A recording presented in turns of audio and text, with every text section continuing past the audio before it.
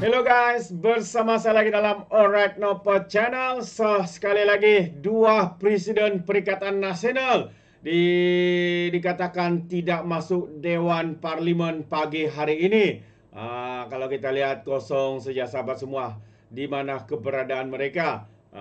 Jadi apapun, saya ingin bersama dengan Anda untuk mendengar ya dalam sesi soalan lisan di Dewan Rakyat ya, bersama dengan Wabi Menteri Johari ya, dengan soalan daripada seorang MP kerajaan dan juga MP daripada Rantau Panjang Parti PAS sahabat semua. Jadi tanpa membuang masa, ayo kita bersama-sama untuk melihat dan juga menonton video ini.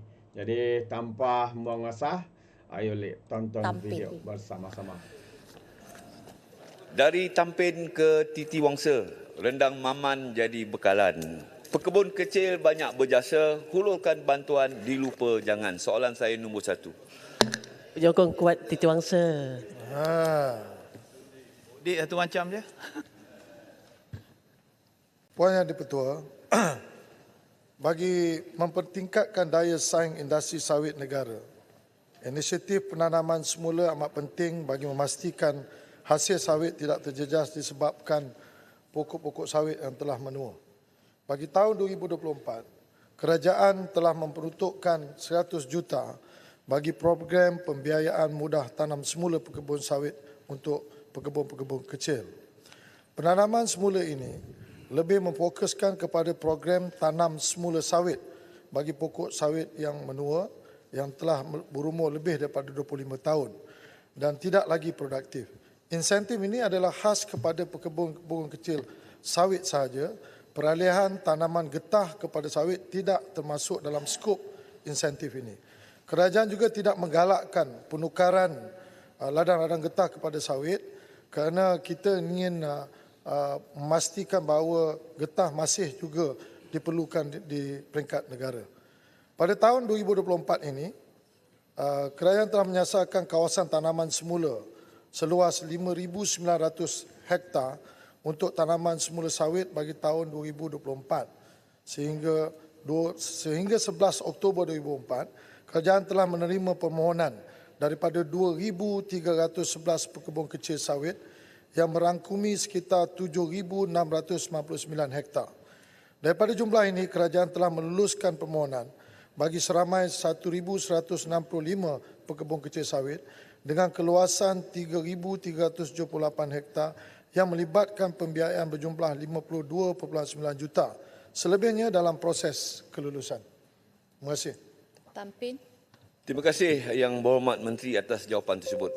Soalan tambahan saya Yang Berhormat Menteri, adakah kerajaan berhasrat untuk meningkatkan kadar pembiayaan skim tanaman semula kelapa sawit, pekebun sawit, kecil sawit ini pada tahun 2025? Dan boleh sekiranya kerajaan mengembalikan semula skim tersebut kepada 100% berbentuk grant penuh seperti di zaman pentadbiran Barisan Nasional dulu, berbanding berbentuk 50% grant dan 50% pinjaman ketika ini. Selaku orang kampung YB Menteri, saya mewakili orang-orang di kampung dan di kawasan luar bandar. Saya mohon dan merayu agar perkara ini dipertimbangkan. Terima kasih, Timbalan Speaker. Terima kasih Yang Berhormat. Kalau Yang Berhormat bersimpati kepada pekebun kecil, saya pun sama juga. Cuma pada tahun 2024, kita memperuntukkan 100 juta dan kerajaan telah memberi 50% grant, yang lagi 50% kita kena pinjam melalui Agrobank.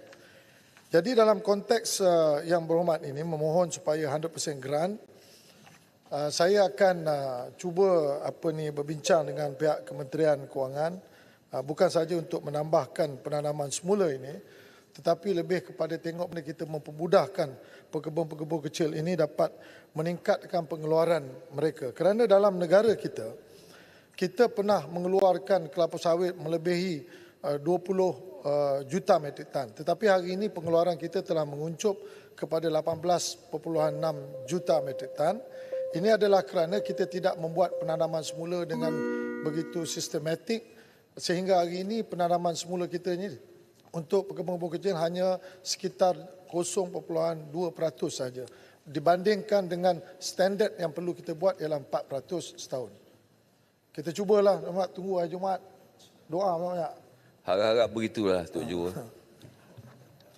Rantau panjang. Ya, terima kasih Tuan Deputy. Soalan tambahan saya, selain daripada bantuan yang diberi kepada pekebun-pekebun kecil, adakah usaha kerajaan untuk memberi bantuan atau penggeran juga kepada syarikat-syarikat peladangan kecil dan sederhana, yang mana kebanyakan syarikat ini menanggung kos yang tinggi kerana banyak mengandungi pokok-pokok tua yang mengeluarkan hasil yang kurang, dan juga apakah usaha untuk meningkatkan produktiviti dan kualiti sawit kepada mereka selepas program tanaman semula, adakah ada kursus-kursus khusus kepada latihan dan sebagainya kepada pekebun-kebun sawit ini. Terima kasih. Terima kasih, Yang Berhormat. Ya, kita sebenarnya bila kita galakkan penanaman semula ni, kita tidak limit hanya kepada pekebun kecil. Tetapi pekebun-kebun yang tidak masuk dalam kategori pekebun kecil, ada banyak insentif yang kita bagi dari segi dia punya investment allowance, dan juga kita juga ingin menekankan kepada pekebun-pekebun kecil ataupun pekebun-pekebun yang ada estate-estate besar ni. Dia sebenarnya kita minta mereka bekerjasama dengan estate-estate kecil. Kalau mereka mempunyai benih-benih yang bagus, yang berkualiti tinggi, jadi sebelum dia pergi membawa benih-benih ini keluar daripada negara kita, kita akan galakkan supaya benih-benih ini dikongsi bersama-sama dengan pekebun-pekebun kecil dan juga estate-estate kecil. Itu benih.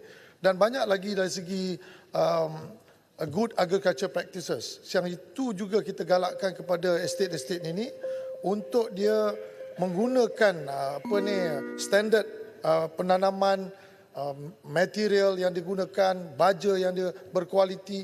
Ini semua adalah nasihat yang akan diberi oleh MPOB untuk memastikan industri kita ini terjaga dari segi pengeluaran hasil setiap ladang yang kita tanam kelapa sawit. Terima kasih. Dato' Sri Taqiyuddin bin Hassan, Kotak Baru. Yang betul. Alright, so itu dia sebentar tadi jawapan-jawapan daripada YB Menteri ya, Datuk Johari, sama nama pula ya dengan Speaker Dewan Rakyat. Apapun memang padu terbaik, jawapan yang singkat, ya padu, ya mantap diberikan ya kepada soalan-soalan yang dikemukakan itu. Jadi kita harapkan perancangan dan semua ini boleh membawa lebih lagi ya kebaikan untuk negara dan juga khususnya rakyat di luar sana. Jadi apa pandangan anda sahabat semua? Anda boleh berikan komen ya di dalam ruangan komen. Jadi izinkan saya untuk mengundurkan diri dan seperti biasa peribahasa mengatakan tapapun keangkap 2 ton keinginan. Dalam bahasa Melayunya tepuk dada tanya selera. Sekian saja daripada Alright Nampak Channel. Saya kita berjumpa lagi. Bye bye.